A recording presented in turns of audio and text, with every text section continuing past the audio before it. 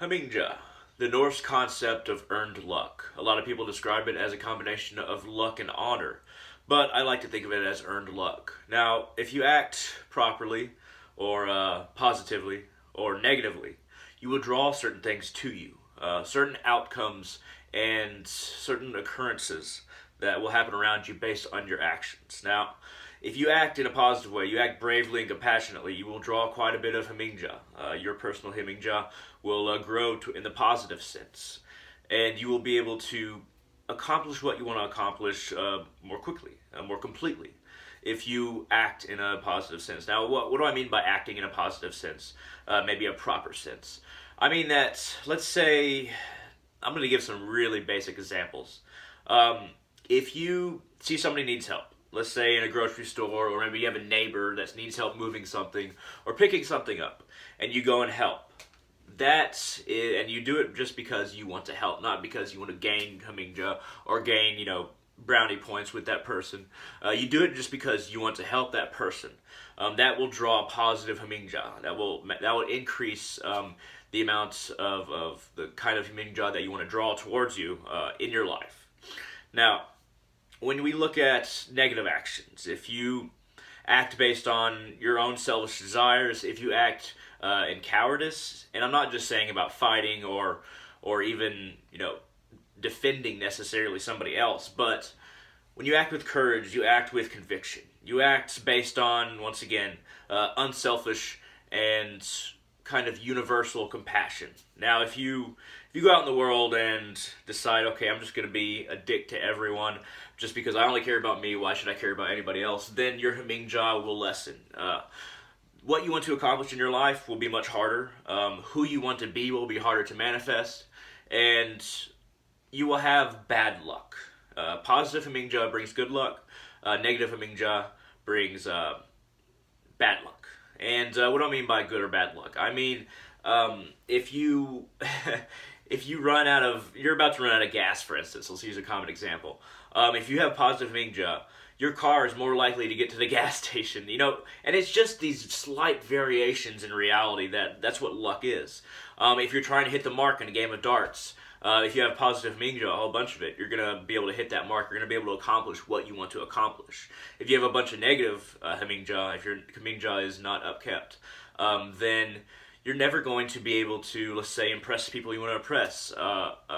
If you want to, get into certain inner circles of a certain group, it's going to be much harder. It affects your charisma. It affects all those little encounters that make up human life. Whether it be trying to fix a car, or trying to complete a painting, or just doing good at your job, maybe catching an item that otherwise would have fell. It's all these little tiny encounters that we have in reality with the world around us that Hamingja, the good luck of Hamingja really takes place in. Now, when the Norns weave the fates of men, and this is very symbolic and analogous, your fate is more likely to be pushed towards how do I say this, a more complete life, a more fulfilled life. And, a lot of us think that fate is, set in stone, and that's our idea of fate. But really, fate can always be tweaked just a bit. I do believe in destiny and fate, but I think that the universe knows how we will act, and it responds in a certain way. That doesn't mean that the universe forces us to act in a certain way, or God or the gods force us to act in a certain way. It just knows our decisions. This goes with the cyclical time, concept in a lot of pagan, Norse, heathen understandings. And time is cyclical. Everything that goes around comes around. To put it very basically, but fate, as a result, is very much connected to the universe kind of knowing what you're going to do. And that doesn't mean that the universe chooses for us. That just means that it responds ahead of time, in a way. This is very hard to understand, especially for people who do not believe in fate or destiny at all. And I wouldn't say that I'm a hardline believer in fate or destiny. I think that I'm kind of in between the ideas of fate and no fate, or destiny and no destiny. I'm kind of in between there. But your Hamingja very much influences that over time, especially when it's cumulative. So how do you drastically, increase the amount, the positivity of your Hamingja?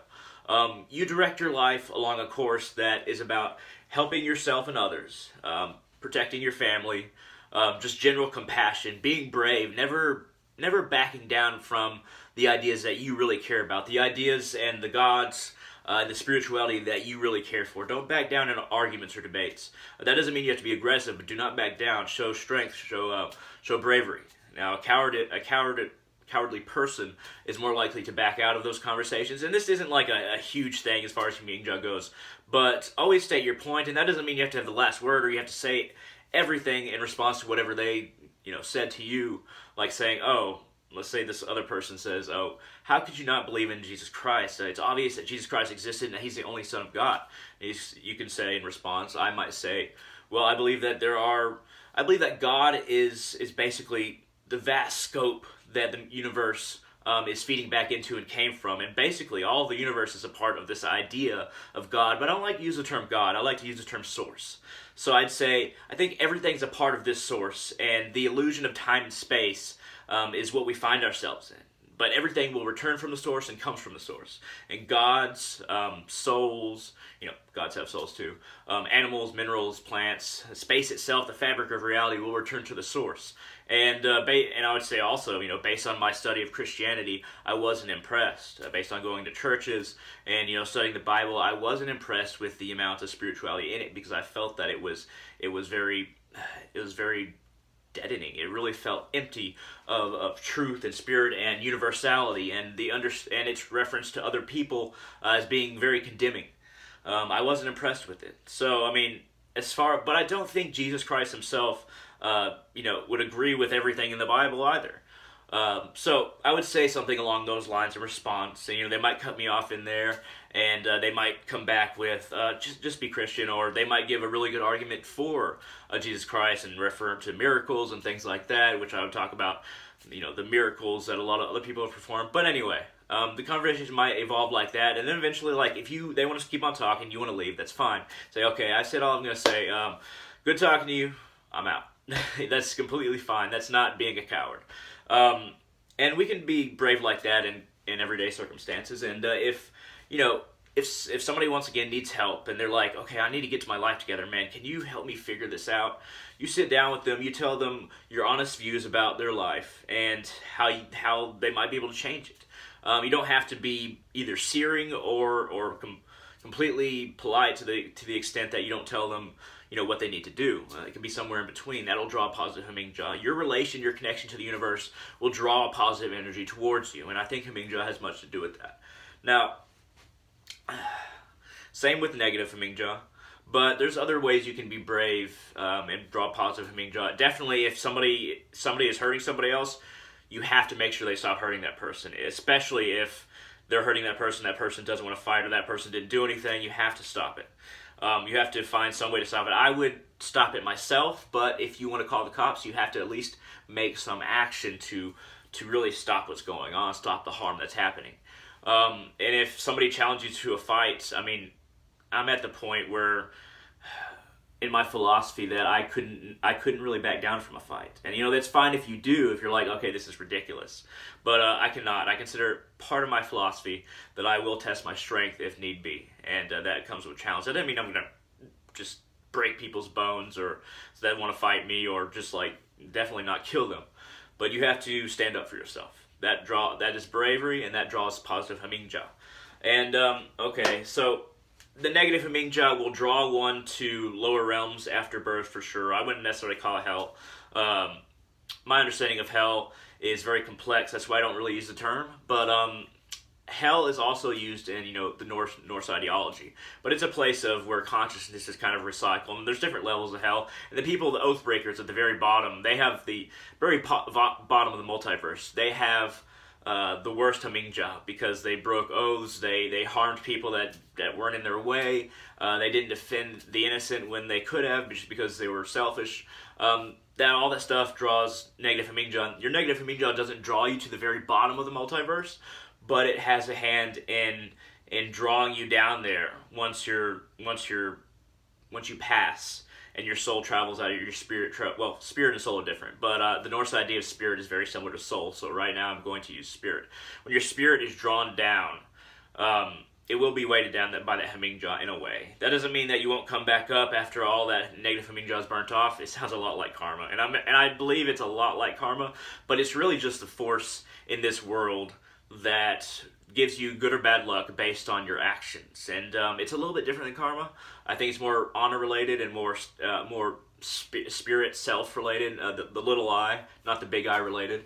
But that's my ideas about Hamingja. If you think that they're too connected to karma, my ideas are, then that's fine. And a lot of my philosophies and spiritual understandings kind of blend together because I work in, I follow Odin and I worship him and, the other gods of my ancient Northern European ancestors. But I also, first and foremost, am a devotee of Divine Mother Kali Ma.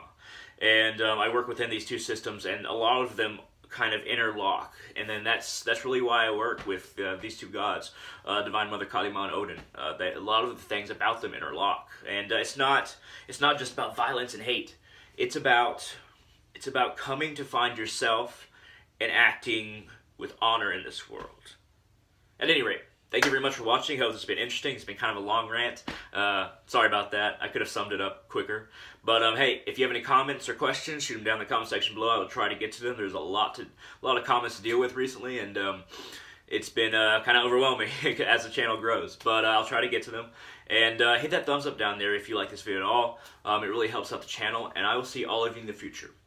Draw that positive Hamingja, and consider yourself, are you lucky or are you unlucky?